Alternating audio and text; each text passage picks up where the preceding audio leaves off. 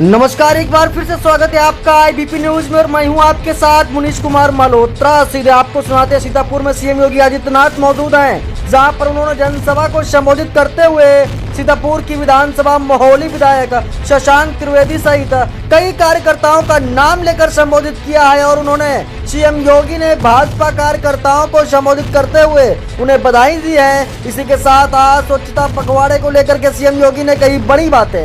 आपको बता दें कि बड़ी खबर आईबीपी न्यूज पर देख रहे हैं, जहां पर उत्तर प्रदेश के जनपद सीतापुर के नैमिषारण्य में सीएम योगी आदित्यनाथ की जनसभा का लगा चौपाल। आपको बता दें कि जनसभा में सीएम योगी आदित्यनाथ ने विपक्ष को जमकर लताड़ा। इसी के साथ 2024 में आने वाले चुनाव को लेकर के सीएम योगी आदित्यनाथ ने बड़ी बड़ी बातें कह डाली हैं। और आपको बता दें कि जिस तरीके से सीएम योगी आदित्यनाथ ने यह भी कहा है कि अपराधियों की खैर नहीं होगी, उसी के साथ पीएम मोदी को लेकर के भी बड़ी बातें कही हैं। उन्होंने बताया कि भाजपा है तो हर काम मुमकिन है, उनकी बातों से साफ साबित हो रहा है। लेकिन आपको बता दें कि इस समय जो सरकार को लेकर के उन्होंने बड़ी बातें कही हैं और जनसभा को संबोधित करते हुए आज के समय में सीएम योगी आदित्यनाथ नैमिषारण्य की धरती पर से विपक्ष पर जमकर निशाना साधा है। श्री शशांक त्रिवेदी जी, ज्ञान तिवारी जी, श्रीमती आशा मौर्य जी,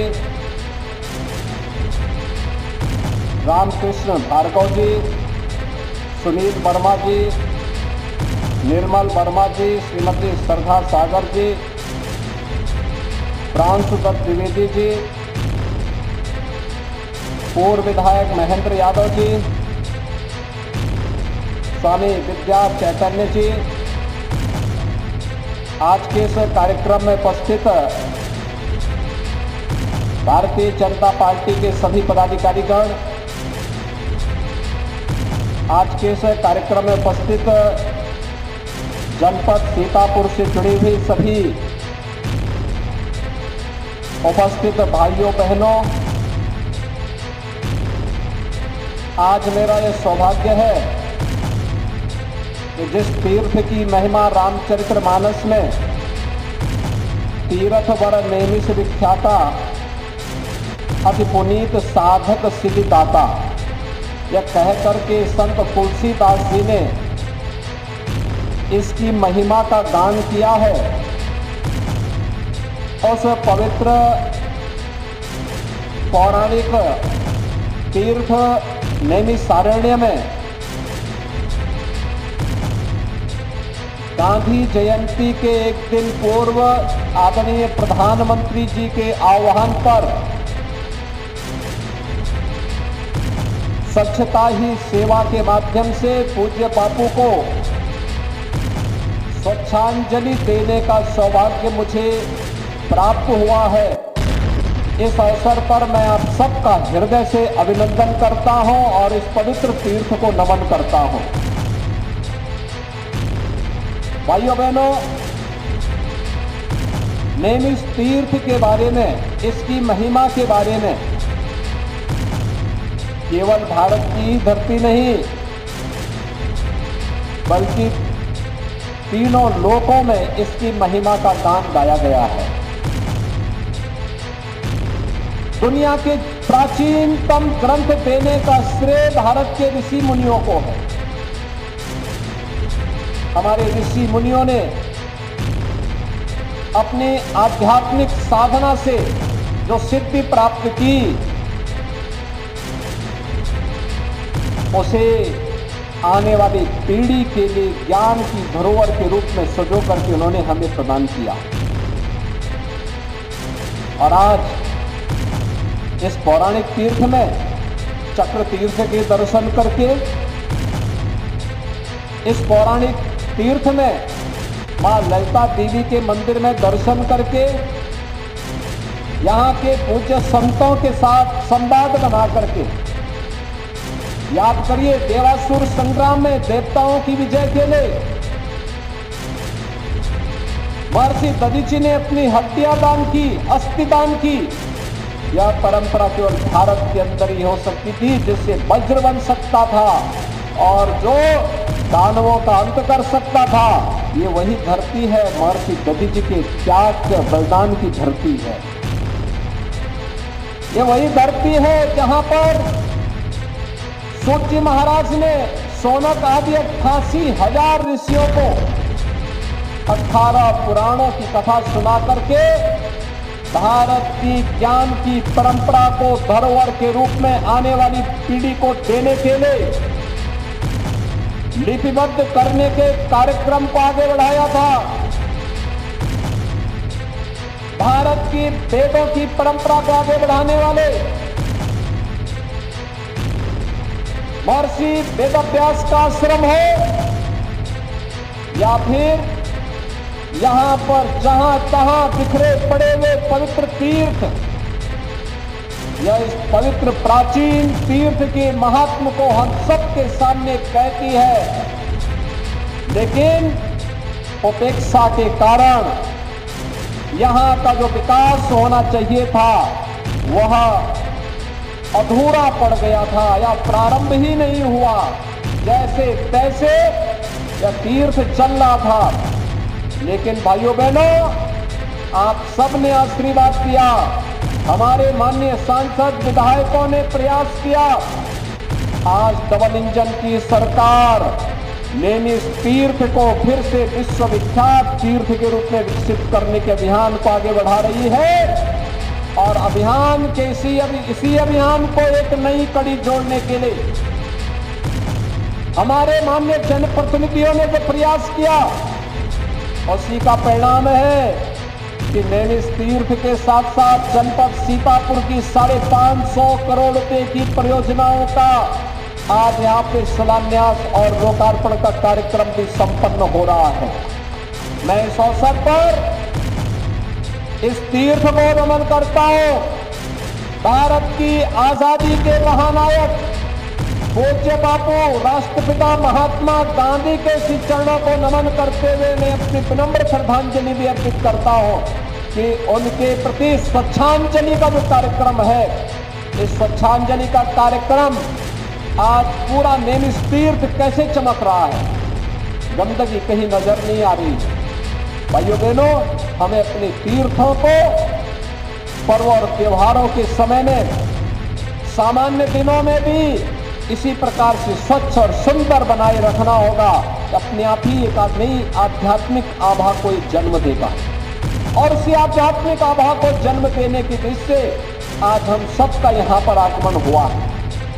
मुझे प्रसन्नता है, एक तरफ पूज्य बापू का स्वच्छता का अभियान जिसे आज प्रधानमंत्री मोदी जी के कारण घर घर में पहुंचा करके लोगों को स्वच्छता के माध्यम से सुरक्षित रहने के बड़े कार्यक्रम के साथ जोड़ा जा रहा है। याद करिए, पहले बीमारियां होती थी, अनेक प्रकार की बीमारियां होती थी और खास तौर पर इस सीजन में कहीं मलेरिया है, कहीं डेंगू है, कहीं कालाजार है, कहीं चिकनगुनिया है, कहीं पे इंसेफ्लाइटिस है, कहीं पर हैजा है, डायरिया है, तमाम अन्य प्रकार की बीमारियां होती थी।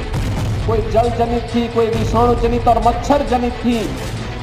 लेकिन जब से स्वच्छ भारत अभियान को प्रधानमंत्री मोदी जी ने देश की जनता को उसके जन आंदोलन के साथ जोड़ा, तब से आपने देखा होगा देश के अंदर स्वच्छ भारत अभियान के परिणाम स्वरूप मलेरिया हो या फाइलेरिया, डेंगू हो या चिकनगुनिया या कालाजार या इंसेफ्लाइटिस, ये सभी बीमारियां आज समाप्ति की ओर जा रही हैं। लोग स्वस्थ रह रहे हैं और उस सबके बावजूद अन्य सभी बीमारियों के उपचार के लिए भी प्रधानमंत्री जी ने देश के लोगों को आयुष्मान भारत की सौगात दी है। आयुष्मान भारत में हर गरीब परिवार को 5 लाख रुपए की स्वास्थ्य बीमा का कवर, ये 5 लाख रुपए का स्वास्थ्य बीमा का कवर व्यक्ति के लिए जीवन दान है।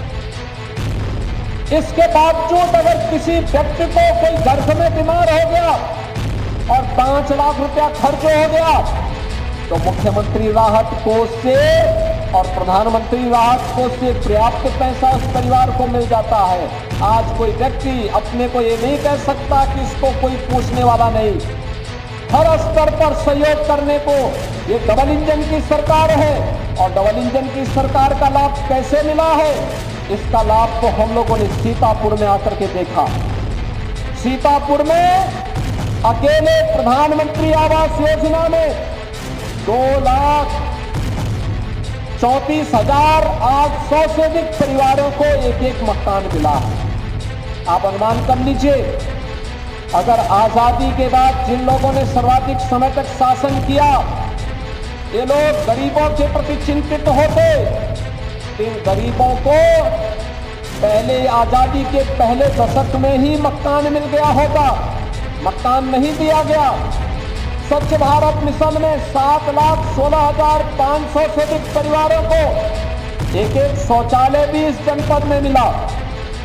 हर घर नल योजना के माध्यम से 2,17,000 से अधिक परिवारों को अब तक जल का कनेक्शन दिया जा चुका है। प्रधानमंत्री उज्ज्वला योजना में 5,78,900 से अधिक लाभार्थियों को फ्री में रसोई गैस का कनेक्शन उपलब्ध कराया गया। तो मुख्यमंत्री कन्या सुमंगला योजना में लगभग 55,000 बेटियों को 15,000 रुपये का साला 15,000 रुपये का एक पैकेज भी उपलब्ध करवाने की कार्रवाई चल रही है।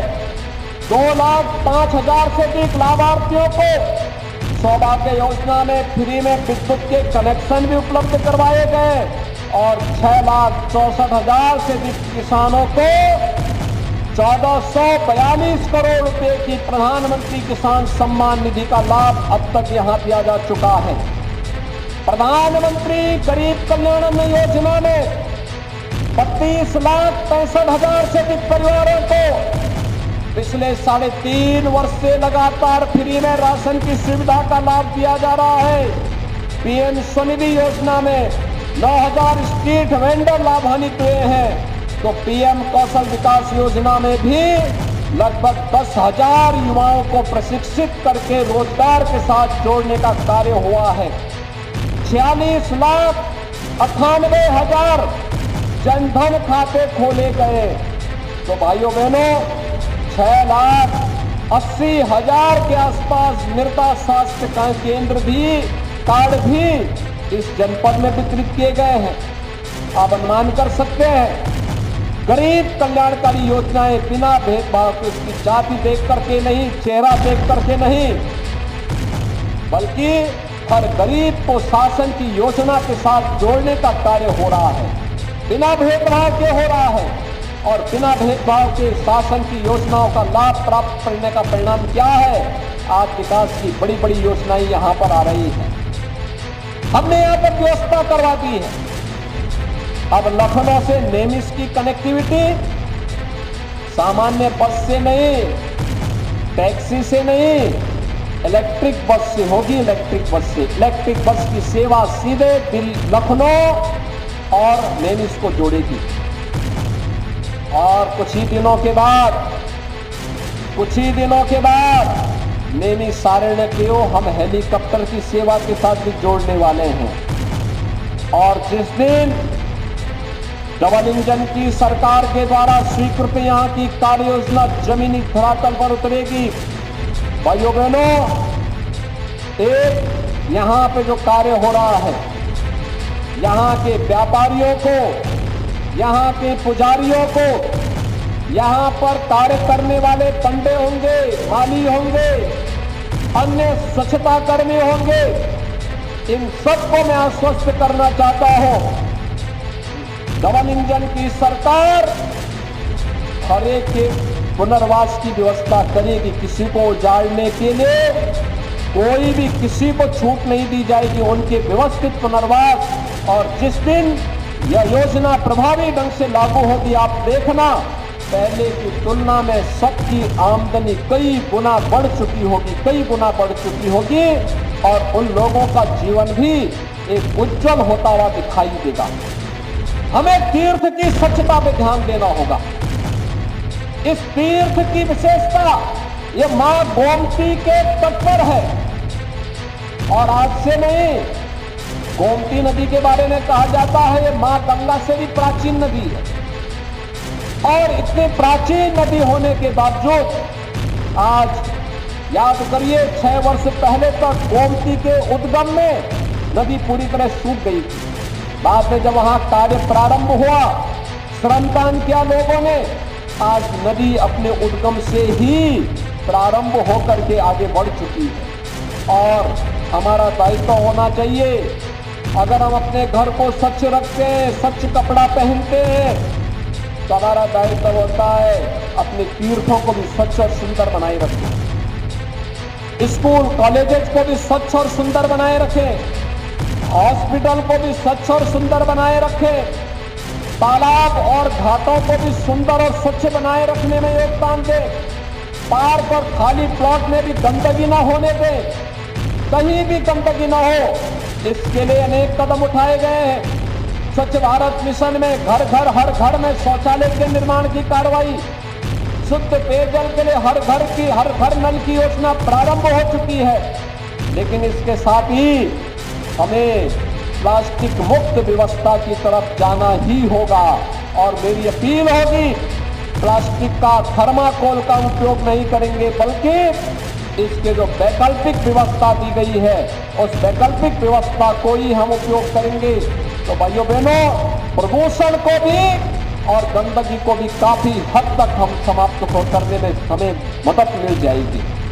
और इसीलिए तीर्थ में लोग इसलिए आते हैं को कुछ देर स्वच्छ और सुंदर माहौल के साथ, आध्यात्मिक माहौल के साथ, तनाव मुक्त वातावरण के साथ हम जी सकें, आगे बढ़ सकें, एक नई ऊर्जा का संचार हो सके। और उसका माध्यम बनना चाहिए स्वच्छता। इस स्वच्छांजलि का कार्यक्रम पूज्य बापू की 154वीं पावन जयंती की पूर्व संध्या पर हम सबका दायित्व बनता है कि हम लोग हर व्यक्ति प्रतिदिन 1 घंटा स्वच्छता के लिए समर्पित करें।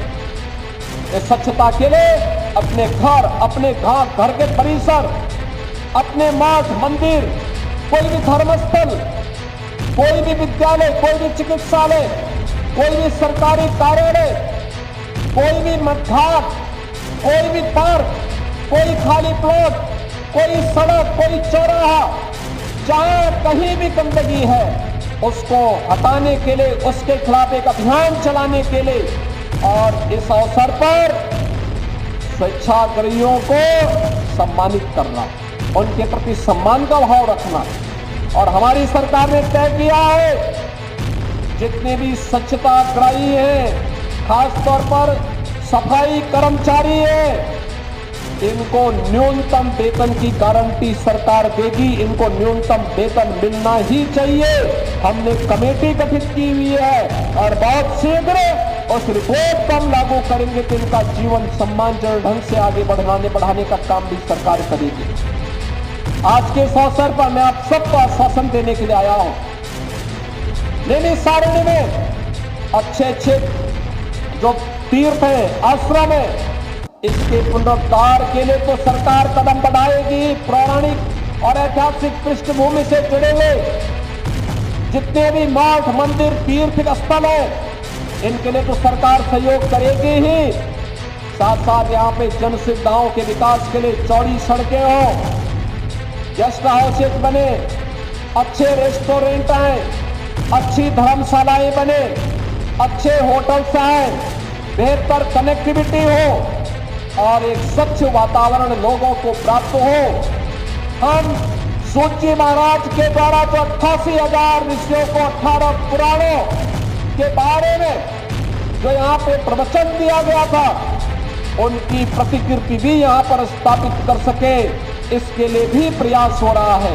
और इसीलिए नैमिष तीर्थ के इस महात्म को ध्यान में रख करके हम सभी लोग अपने अपने क्षेत्रों में जाकर के पवित्र धर्मस्थलों, तीर्थों, सार्वजनिक स्थलों, सरकारी कार्यालयों और हर उस संपत्ति को जो सार्वजनिक हो, उनके संरक्षण का दायित्व अगर अपने ऊपर लेते हैं कि हम भी इसमें कुछ योगदान दे दें, तो भाइयों बहनों, अपने पूर्वजों के प्रति यही हमारी कृतज्ञता का भाव, यही कृतज्ञता है।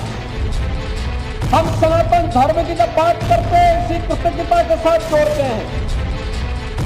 कृतेचा प्रति कर्तव्यम एष धर्म सनातनम। सनातन धर्म वही है, अगर किसी ने आपके प्रति कोई योगदान किया है, उसके प्रति कृतज्ञता ज्ञापित करना, अपने पूर्वजों के प्रति कृतज्ञता ज्ञापित करना, उनके जो सपने थे, उनके जो संकल्प थे, उन संकल्पों के साथ अपने आप को जोड़ देना, यही पूर्वजों के प्रति हमारी कृतज्ञता की भावना, और उसी कृतज्ञता के भाव को व्यक्त करने के लिए आज हम सब यहाँ पर इस पौराणिक तीर्थ पर एकत्र हुए हैं। मैं इस तीर्थ को एक बार फिर से नमन करता हूँ। 550 की करोड़ रुपए की इन परियोजनाओं को, इन सभी माननीय जनप्रतिनिधियों को इसके लिए धन्यवाद देता हूँ और आप सबको बधाई और शुभकामनाएं देता हूँ। भाइयों बहनों, इस शुभकामना के साथ कि यह समय हमारे यहाँ श्राद्ध कर्म का है। अपने पूर्वजों के प्रति श्राद्ध का मतलब कृतज्ञता ज्ञापित करने का एक अवसर, और कृतज्ञता ज्ञापित विकास और स्वच्छता के माध्यम से हम सब कर सकेंगे। इससे बड़ी बात और कोई नहीं हो सकती है, क्योंकि पितरों को और देवी देवताओं को हमेशा स्वच्छता प्यारी होती है। उस स्वच्छता के लिए गोमती नदी को भी स्वच्छ रखना है, सुंदर बनाए रखना है, तीर्थों के विकास के लिए कार्य करना है, तो उसकी स्वच्छता के लिए हमें कार्य करना होगा। और आप सभी लोग मिलकर के, यहाँ के हमारे माननीय जनप्रतिनिधियों के साथ मिलकर के स्वच्छता और सेवा के इस कार्यक्रम को विकास और समृद्धि के साथ जोड़ने का कार्य करेंगे। इस विश्वास के साथ मैं आप सबके प्रति अपनी शुभकामनाएं देता हूं। धन्यवाद। जय हिंद। दरअसल वहीं आपको बता दें कि सीएम योगी आदित्यनाथ ने आज नैमिषारण्य पहुंच करके कई बड़ी बातें बताया। सीतापुर में सुविधाएं बढ़ाई जाएंगी और इसी के साथ स्वच्छता को लेकर बढ़ावा देना है। सीएम योगी आदित्यनाथ ने कहा पर्यटकों के साथ अच्छा व्यवहार किया जाए। आपको बता दें कि सीतापुर के नैमिषारण्य मंच पर से सीएम योगी आदित्यनाथ ने कई भाजपा कार्यकर्ताओं का नाम लेकर उन्हें संबोधित किया है और भाजपा कार्यकर्ताओं की ढेरों बधाइयां दी हैं। और उन्होंने इसी के साथ अपने अंतिम शब्दों को कहते हुए मंच पर से जय श्री राम के नारे के साथ नीचे उतरे हैं। वहीं आपको बता दें कि सीएम योगी के पहुंचने के बाद सभी कार्यकर्ताओं में एक उत्साह देखने को मिल रहा है। Bureau report IBP news live.